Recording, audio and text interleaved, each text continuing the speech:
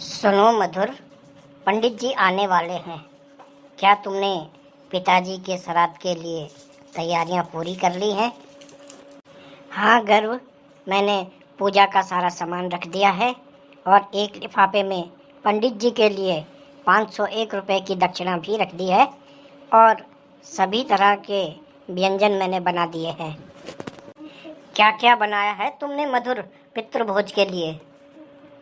मैंने 3 तरह की सब्जियां, हलवा, खीर, पूरियां, पकौड़ी और भी कई तरह के व्यंजन बनाए हैं। ये तुमने बहुत बढ़िया किया। पिताजी की आत्मा भोजन को ग्रहण कर बहुत प्रसन्न होगी और हमें ढेर सारा आशीर्वाद भी देगी। सही कह रहे हो गर्व, वास्तव में पिताजी की आत्मा को तुम पर बहुत गर्व हो रहा होगा।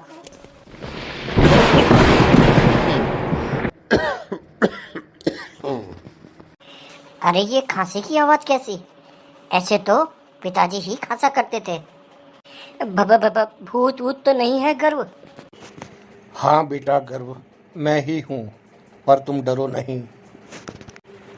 जब तुम्हें बचपन से लेकर बड़े होने तक कोई नुकसान नहीं पहुँचाया, तो अब तो मैं जीवित भी नहीं हूँ। अब भला क्या नुकसान पहुँचाऊँगा? बस देखने आया था कि तुम मेरे श्राद्ध के लिए क्या क्या कर रहे हो। पिताजी की आत्मा हमसे मिलने को आई है गर्व। पिताजी, हमने आपके श्राद्ध के लिए पंडित जी को बुलाया है और उनकी दक्षिणा की व्यवस्था भी की है। और हाँ, हमने पितृभोज के लिए तरह तरह के पकवान भी बनाए हैं पिताजी। इसके बाद हम कौवे को, कुत्ते को और गाय को भी भोजन देंगे पिताजी, ताकि ये सब आपकी आत्मा की शांति के लिए प्रार्थना करें। हाँ पिताजी, हम चाहते हैं कि आपको उस लोक में किसी तरह की कोई कमी ना हो। चुप करो गर्व, और तुम भी बिल्कुल चुप रहो बहू।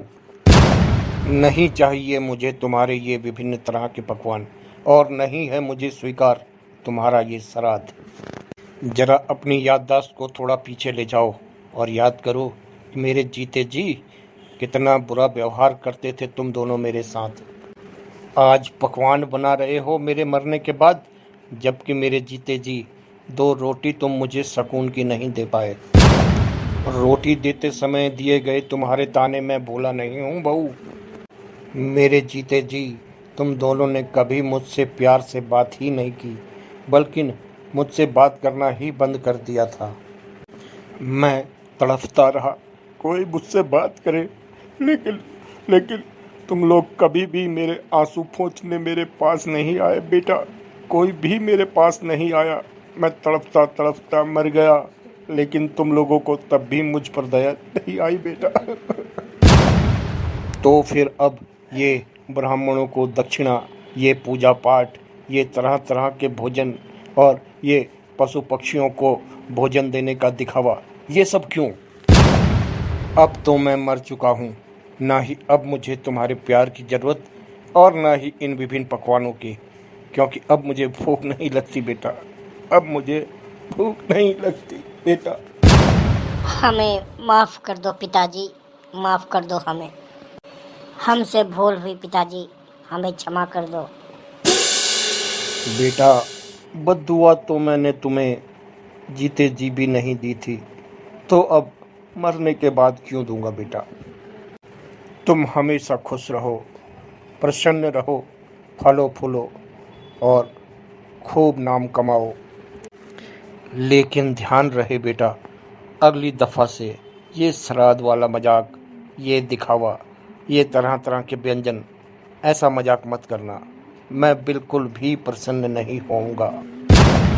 और हाँ, तुम्हारे बच्चों ने तुम्हारा मेरे प्रति व्यवहार सब देखा है बेटा, और अब बुजुर्ग होने की बारी तुम्हारी है। चलता हूँ बेटा। तुम सब हमेशा खुश रहो मेरे बच्चों। हमें माफ़ कर दो पिताजी, हमसे भारी भूल हुई, हमें क्षमा कर दो। हमारी गलतियों को क्षमा कर दो पिताजी। हमसे बहुत बड़ा अपराध हो गया है पिताजी। अब पछताए होत क्या, जब चिड़िया चुग गई खेत। बुजुर्गों की सेवा करनी है तो उनके जीते जी करो, मरने के बाद सब दिखावा है, सब दिखावा है। हे भगवान, हमसे बहुत बड़ा अपराध हो गया गर्व, बहुत ही बड़ा अपराध। सबसे बड़ा अपराध तो मुझसे हुआ है। मैं अपने पिता को जीते जी सुख नहीं दे पाया, जबकि इन्होंने जीते जी मेरे लिए कोई कमी नहीं करी। मैं अब अपने आप को कभी माफ़ नहीं कर पाऊंगा, मरते दम तक नहीं।